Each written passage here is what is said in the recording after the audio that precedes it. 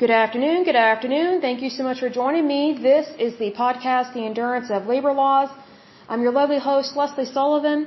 Today is episode 151, and today we're going to take a look at the National Women's Soccer League, the NWSL. I was going to do part 3 of the DEA, but unfortunately half of that recording got deleted or disappeared. So until we can recover that footage, we are going to move on to other topics because we don't want to leave you guys hanging. But again, the DEA part 3 is in the works, and once we get that finished up and restored, we will post that to the podcast so you can listen to it. But in the meantime, we will move on. But first of all, let me give a big shout out to my listeners because as usual, you guys are awesome. So a big shout out to Oklahoma, California, New York, Texas, Kansas, Pennsylvania, Colorado, and Oregon. In terms of countries, the United States, Uzbekistan, and the Russian Federation. Okay, so today we're going to take a look at the National Women's Soccer League. I knew absolutely nothing about this league, but I am very grateful for it because they really helped to protect these women's salaries and to help them get paid way more. Because it was so shocking to me how much they did not get paid. It was horrible. I just thought it was completely disgraceful because I thought, you know what, if NFL players had to get paid what these women got paid, oh my gosh, they would have filed an antitrust lawsuit in the blink of an eye. And it's so sad to me how much women do not get paid. And it reminds me of the 50s, 60s, and 70s in terms of unfair labor practices and inequality in regards to men and women and their pay. That's what this reminded me of because male soccer players get paid way more. They've been getting paid way more for a longer period of time than female players. And I think that's very sad. Now, I do want to mention that soccer, that type of business and earning an income is in the private sector, which means it is within capitalism. So let me say this. I don't know very many people that actually watch women's soccer, but I do know they watch the NFL. So it's one of those things that you have to have the money there in order to pay your players. But here's the thing. Somebody was getting paid, but it wasn't always these female players. And I think that's very sad because they definitely deserved to get paid way more than what they were initially getting paid. But let's go ahead and dive into this. So this league was founded November 21st, 2012. They're only located in one country, and that is the United States. They are a part of a confederation, which I'm a little concerned about that, but I also understand why they are a part of it. It is the CONCACAF, really long title there, but that is the Confederation of North Central America and Caribbean Association Football. And it says here that this particular association is one of FIFA's 6 continental governing bodies for association football, so that's why I understand they are affiliated with them and associated with them. I completely understand. To date, the Women's Soccer League has 12 teams. Let's see here, in terms of league cups, they have the NWSL Challenge Cup. The current champions as of 2021 are the Washington Spirit. Let's see here, the 2022 current Shield winners, I guess you want to call them, is OL Reign. Let's see here, in terms of TV partners, that would be CBS and Twitch. I did not know what Twitch was, but Twitch is an American video live streaming service that focuses on video game live streaming, including broadcasts of esports, which would make sense why they're involved with this, competitions, in addition to offering music broadcasts, creative content, and in real live streams. What does concern me is that they are a subsidiary of Amazon.com. Amazon concerns me a little bit, and this is just a side note. Amazon concerns me because they've been trying to get involved in healthcare and prescriptions, and I don't think they should be involved in that because that's not their industry. I think they should leave pharmaceuticals and our healthcare industry alone because the only reason why they want to get in it is to make millions, if not billions of dollars. Like, I don't think they're in it to actually help the patient. And if anything, patients don't need people, they don't need more people driving up the cost of goods. We actually need more competition. And Amazon is one of these companies that I don't think they would hardly tolerate any competition once they get involved in stuff like this. So just FYI, be aware of Amazon. Is it a good company? Yes, but I just don't agree with everything that their tentacles branch out to. Because if you remember, Amazon, I think, used to just be a book company, like where it just sold books, and then it expanded out to goods, which is fine.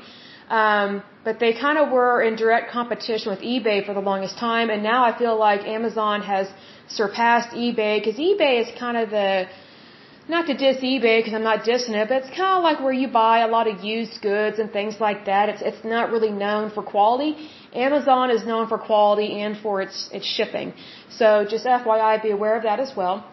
In regards to this women's soccer league, it says the National Women's Soccer League, also known as NWSL, is a professional women's soccer league at the top of the United States league system. It is owned by the teams, that's good, and until 2020 was under a management contract with the United States Soccer Federation. So it says here the NWSL was established in 2012 as the successor to women's professional soccer. Now I had heard of that. And it says which was itself the successor to Women's United Soccer Association. I did not know about that. The league began to play in 2013 with 8 teams. That's good there. And then as of 2022, they have 12 teams across the United States. I want to talk a little bit about their pay structure because their founding is kind of dense. It talks about all this different stuff that I don't think it's relevant, but it's not eye-catching to me.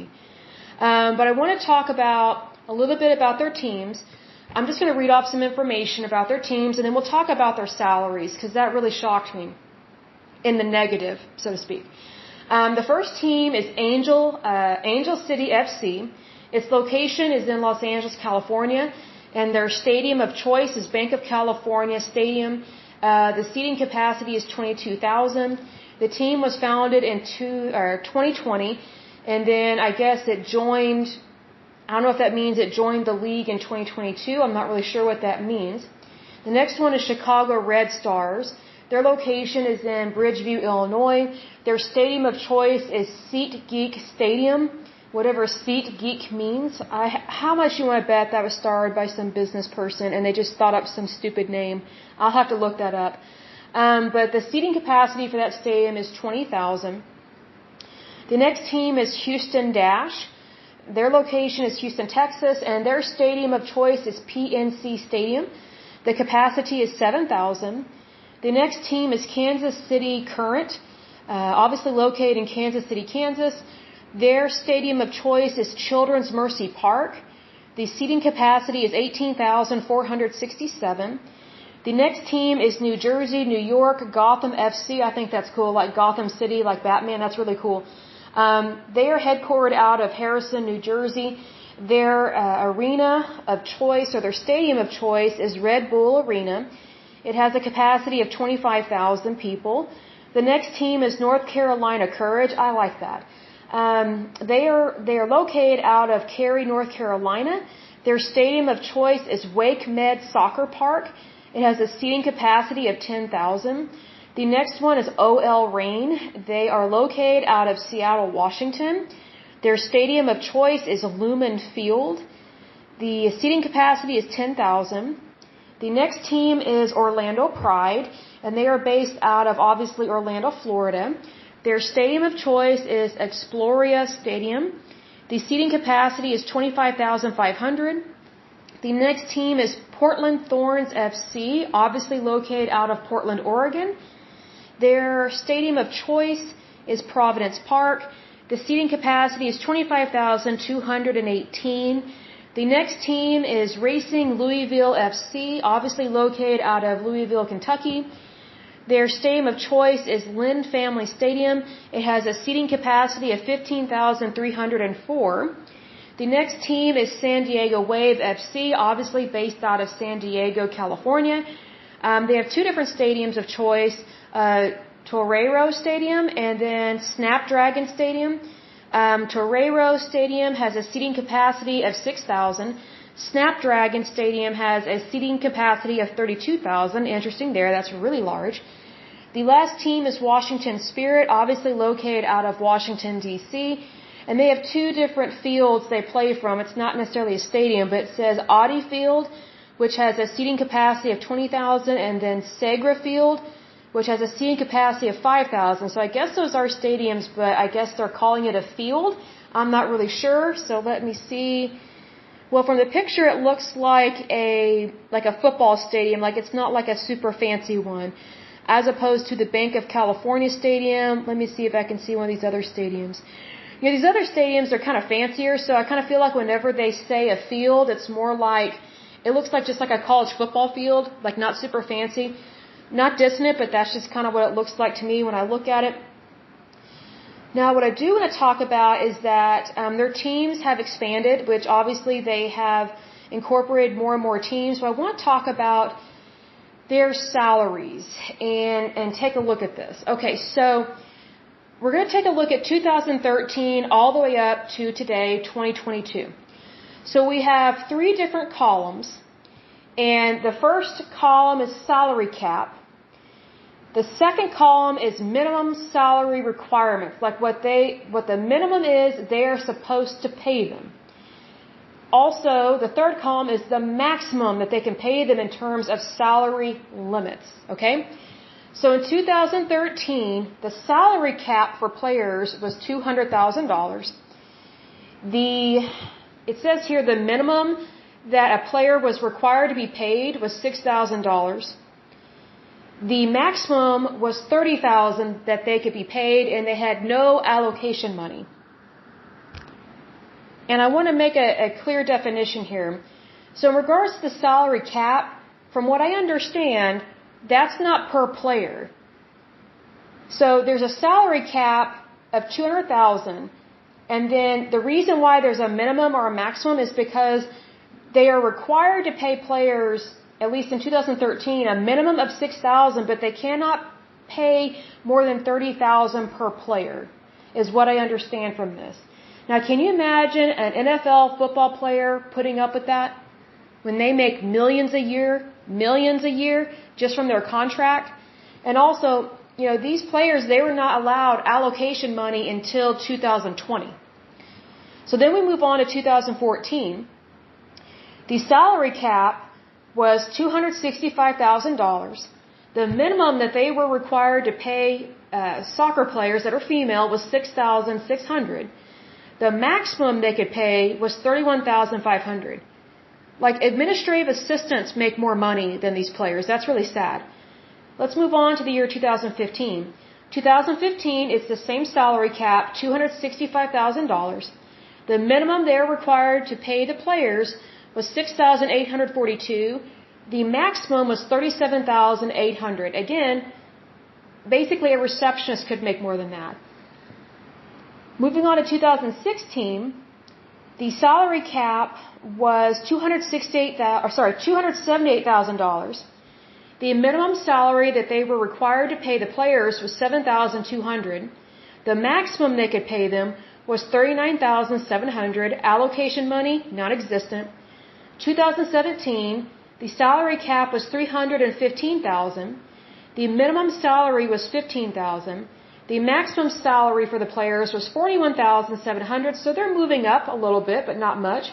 Still making basically an office job salary. 2018, the salary cap was $350,000. The minimum they were required to pay the players was $15,750. The maximum they could pay was $44,000. So again, kind of low for the talent that they have.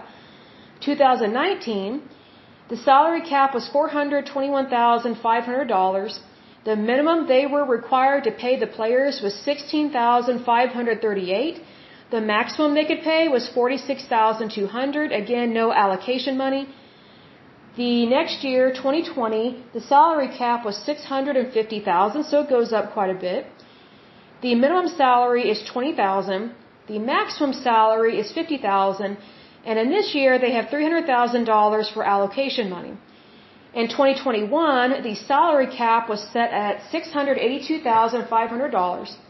The minimum salary for these players to be paid was $22,000. The maximum was $52,500. The allocation money was $400,000.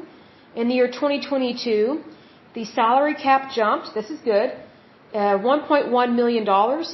The salary minimum was listed as $35,000. The salary maximum was $75,000, and the allocation money was $500,000.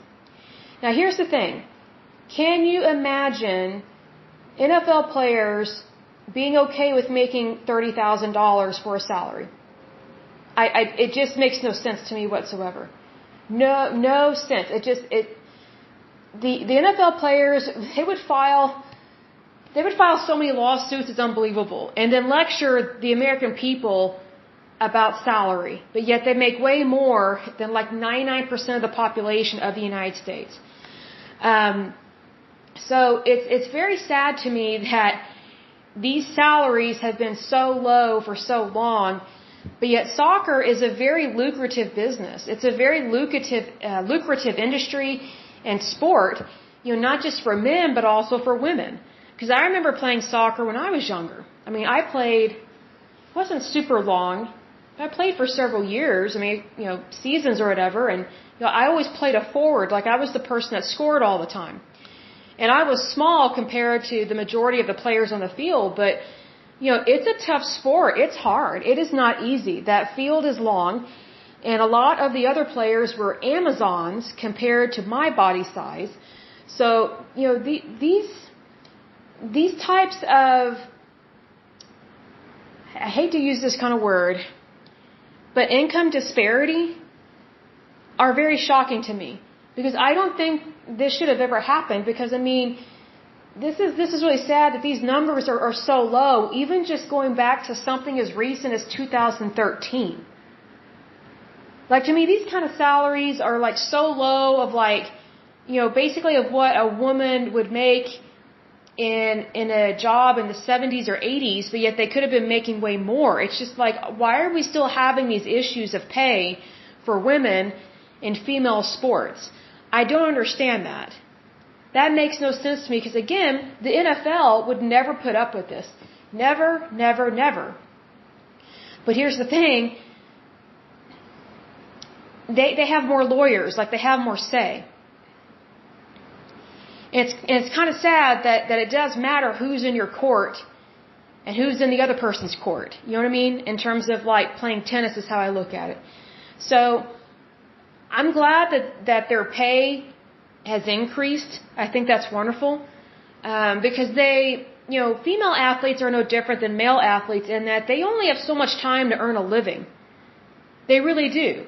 Because sports typically are for people in their 20s and 30s, maybe their 40s, but specifically in their 20s and 30s, that's when you make your money.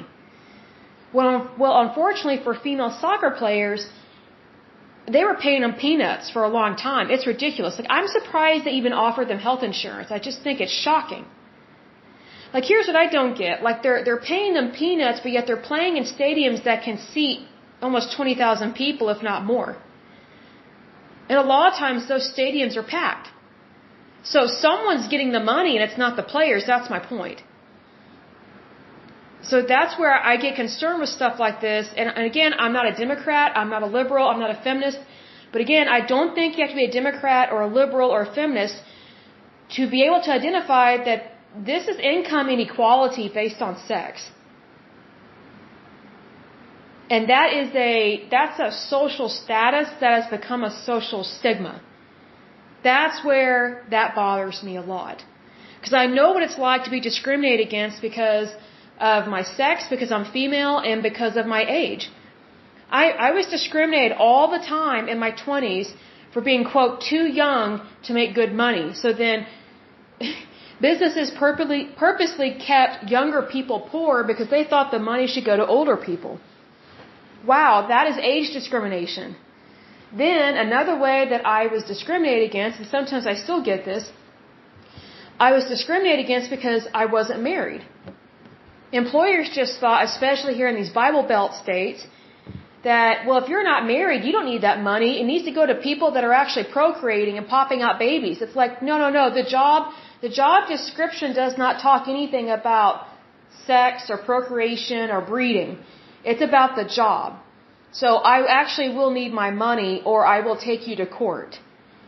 So just be aware of that.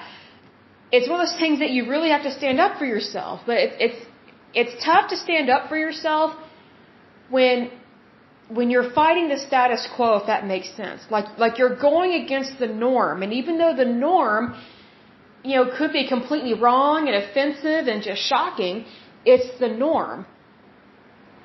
And it becomes the business as usual kind of thing. Even though it shouldn't be like that, that's what it was like in my 20s and my early 30s. Now that I'm 38, I think people think I'm married, but I just don't wear my wedding band. Well, I'm not married yet. But it's one of those things, people just kind of figure, oh, well, if you're close to 40, yeah, you're married. You just didn't want to wear your wedding ring, maybe because you lost it or your fingers got fat, which my fingers are not fat, not by any means. But, people, they just kind of have these weird ways of thinking about people that have reached the age 35 and are older. It's like 35 is like the new 55. It's weird, like how people try and age other people, especially when it comes to income and their job, and it usually leads to income inequality. And it's really shocking to me that this stuff happens and takes place because it has no business taking place in the United States. Other countries, I could totally see this happening. But in the United States, no, it's not appropriate, it's bizarre, and I didn't know that female soccer players were just treated like garbage in terms of their pay. I mean, just look at how much they have to exercise and practice and travel and do all this stuff. Like, their sport is their job, but yet they were not being paid appropriate wages for just basic living standards. I mean, can you imagine getting paid like $6,000 a year or something? That's pathetic. That is so wrong. But see, that's how the sporting industry in the United States, that's how they view women. Well, you're not as muscular or as talented as a man. It's like, well, we're not competing against men. We have our own sports for a reason. And mind you, what I was going to say was that there are a lot of female sports that are now being infiltrated by transgender men, and then now there's not even equality within female sports anymore. And I just think, look, either you're a man or a woman. Here's the thing, female athletes, they cannot compete with a transgender male. They just can't.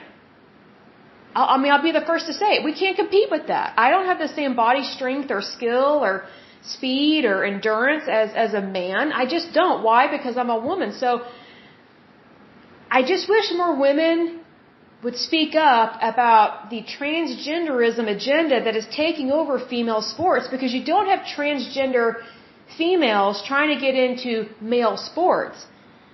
You have transgender men trying to get into female sports just so they can get scholarships and money and contracts. It's basically a form of lying. And that is wrong. It is totally wrong. And I don't understand why more people are not upset by this and are not calling these people out on it. I mean, if anything, I think it would be a better idea if transgenders had their own league, if they had their own sport. Because all they're trying to do is play the oh woe is me card, but then try and steal someone else's scholarship and their championship. And I'm sorry, well, I'm not even sorry, thievery is thievery. And unfortunately, we have a lot of thievery taking place in high school sports, college sports, and some in adult sports. I think when it comes to transgenderism, it's a bigger problem in sporting events or sporting teams that are at the college level and the high school level. Because technically these transgenders, they're living a lie. They're not even living the life that God called them to live. That's why they're transitioning into something else, because they don't care to live the way that they're supposed to live, which is where if you're born a man, you're a man. If you're born a woman, you're a woman. There's nothing wrong with that. Absolutely nothing wrong with that. If someone doesn't understand their sexual identity, then go see a psychiatrist, go see a counselor, go get help. There's no shame in that. There's no shame or blame in that. By all means, go get help. But what I don't like is when these people that are messed up in the head get these weird, radical procedures done, then turn around and try and infiltrate the very sports that legally they cannot participate in. Like, how are women supposed to be successful, rightfully so, in their sports events if they've got to deal with some stupid guy pretending to be a woman, stealing all the glory, so to speak? Like just stealing all the awards. It's not right. I remember several years ago, I can't remember her name, but there was this woman, she was born a hermaphrodite. She was born with both male and female organs, but her female organs were more predominant. So whenever a baby is born like that, the doctor would say, okay, this baby is more female than male. It's supposed to be a female. So then they make it so that the female organs have a chance to grow. So they basically choose the sex, but it's really based on how developed which organs are, so to speak. Because whenever a hermaphrodite is born, sorry, that word is hard to say, it's never the case where they have both organs equally developed, whether they're both male and female equally. That's not the case. Not the case at all. So what happened was with this one female athlete, she was born maybe with testicles or something, but she also had a uterus and she had all the other features of a woman, and she was more developed to be a girl. So the decision was made for her to be raised as a girl because that's technically what she is. Her hormones were more developed for females. So she was going to produce more estrogen than testosterone. Well, she was still producing testosterone more than a regular female. So she was in all these events as a child, and it was very obvious that she was very masculine. She was very masculine. Very, very, very masculine. Well, what her parents did not tell people was that she actually, and I'm not saying they should have told people, but I'm saying that her parents were very deceitful in that they had her participating in girls' events when she was creaming every girl because she wasn't a normal girl. Like, she actually was producing more testosterone than a regular female because both males and females produce estrogen and testosterone. But what makes a woman is that women produce more estrogen than testosterone, whereas men produce more testosterone than estrogen. Well, unfortunately for this woman, she was still producing more testosterone than the average woman, so she had all these muscles and stuff that are not normal for a woman, and so she's creaming all these girls. And she actually competed, I think, at an Olympic level, if I remember correctly. And they found out that she was also technically part male. Even though her genitalia was that of a female, she was actually more part male because of the testosterone that was being produced. So she lost her medal. And it's like, you know what? If you know that you are producing more testosterone than the average girl, then I would think you would know that it's not fair to play against other girls. And her parents knew this. They're being deceitful. How to describe this? You know when it's not a fair fight, is what I'm trying to say. And so this girl, or hermaphrodite, whatever she is, I don't really understand what, she lost her medal, and she should have, because, they did this blood test they do on Olympic athletes, and she was producing so much testosterone that she was like borderline man or whatever. And, there's a spectrum, like whenever you get blood tests done, and let's say, for example, they're testing antibodies or something. Well, there's a range of what is considered acceptable antibodies and what is not considered acceptable, or what is considered too low or too high, that kind of thing. Well, what they're testing on that blood work is, they're looking to see, and probably to their surprise, okay, how much estrogen are they producing and how much testosterone are they producing and what is considered normal for a female.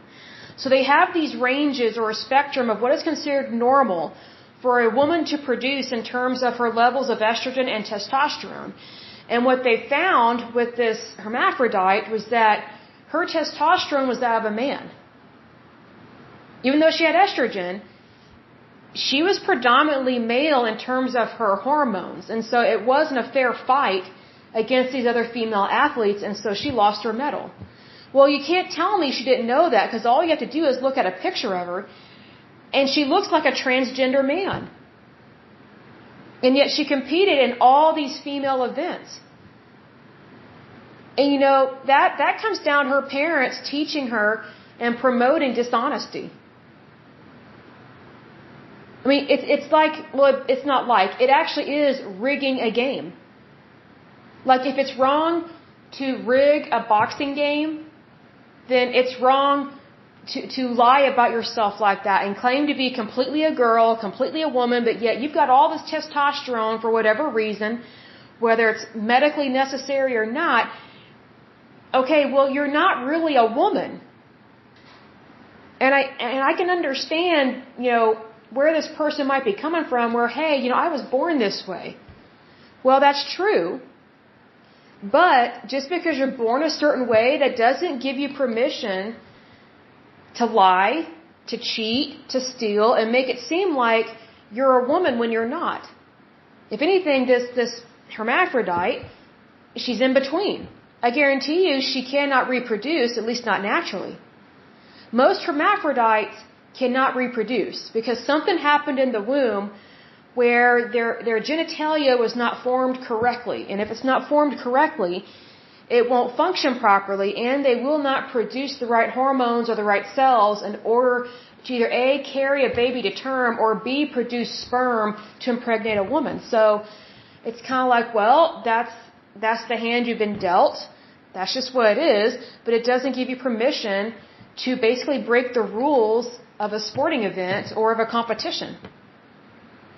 So needless to say, I do know there are some female soccer players. Some of them look like guys, and I don't know what's going on with that, but I will say this, there are some women that are very much more masculine looking than others, but I would still want them to get tested to see, okay, are they really a woman, or are they kind of more of a man? Because if they're more of a man in terms of hormones, then they should not be participating in a female sport. Because it's not fair. It just isn't. And I'm not the kind of person to say, oh, it's not fair, it's not fair. In this particular case, it would not be fair. Like, for example, I'm 5'5" and I'm a female. There's no way that I could go up against a woman, quote unquote woman, that's 5'8", but is predominantly male. Like, there's no way I could fight that person. Not unless, God intervened for me, which He can do, but it's just one of those things. If it's not a fair fight, it's not a fair fight. And if you're going to compete in a sport, you need to have sportsmanlike conduct. And if you're having to lie about who you are, then that is unsportsmanlike conduct, and that is a big issue. Because then it taints the very sport that you're playing, which is very unfortunate. But anyway, I want to mention that because it is important. Because sometimes we see these women and they just look a little too butch. And I've noticed that in women's soccer as well as in softball. Like, lesbians are a dime a dozen in women's softball. And I think that's very unfortunate. Because first of all, it's creepy. And secondly, I think it makes it very difficult to recruit young women when you've got a bunch of lesbians that have taken over a type of sporting event. I think that's wrong. Because we had problems with lesbians on our school softball team, and this was way back in the late 90s, early 2000s. Because there were some really talented softball players that quit because they're like, man, I can't handle these lesbians. It's gross. It's weird. They've got their own clique. They've got their own way of doing things, and it just makes it very intimidating for regular heterosexual women. And I think that's very unfortunate because then it's like the gays against the straights, and it shouldn't be like that because sports should not be about what your sexuality is in terms of whether you're gay or straight. It shouldn't be about that, but unfortunately, the homosexual agenda, when it takes over a sporting event or it takes over a sporting industry or a league, it just really kills it. It just really destroys it. And it also interferes with people having normal families. It just really does. I remember that happening, and I just thought, well, mental note, don't ever play softball, at least not for my school. So needless to say, when I played sports, I played cross country, track and field, soccer, tennis, and I did some basketball, but basketball was in a private league, not in a school league, because it was too cliquey, and I did not get along with those girls. I was like, these aren't my friends. Why would I want to play with them? Like, they were kind of mean. I kind of felt like they had already created friendships before I tried out for the team. So I was like, this really isn't my kick. This really isn't where I want to be and who I want to hang out with. And plus, I wanted to be more involved in playing the piano and the violin, because I was already doing singing. So I did sports as well, because to me, it was kind of like free therapy. You get to be outside, you get to have camaraderie, but I realized that, hey, if there's not camaraderie, from the beginning, you're probably not going to have camaraderie up until the very end of the season. Because I remember playing on a couple of different basketball teams that were horrible. We did not have camaraderie. It was bitter. It was horrible. The coach was awful. And it was like pulling teeth to get anything to function correctly and for people to be kind. And I'll close with this. A lot of these girls' bad behavior came from how they were raised by their parents. And it was really sad. Because it was one of those things that I would ask myself, why do some of these girls act like this? Like, where is this behavior coming from? And then you meet their parents and you go, oh, now I get it. They get it from who they're around all the time, and therefore they don't see anything wrong with it. So just FYI, be aware of that. And if you're a parent of some kids and you're playing all these sports, or your kids are playing all these sports, please be aware of the impact you have on your child's behavior and their character. Because if you're not helping them to build character, then you're helping them to destroy it. That's what I've learned, and I'm not even a parent. And I'm just speaking from what I remember as a child and meeting some really weird kids. Because what's interesting is that I played on school leagues and private leagues. So I got to meet people from all walks of life. I got to meet so many people, and some of the parents were just bizarre. Just absolutely strange. And I thought, these kids are probably going to grow up to be just as weird as their mother or their father. That's typically what happens, because usually the apple does not fall far from the tree. So anyway, I will go ahead and end this podcast, but as usual, until next time, I pray that you're happy, healthy, and whole, that you have a wonderful day and a wonderful week. Thank you so much. Bye-bye.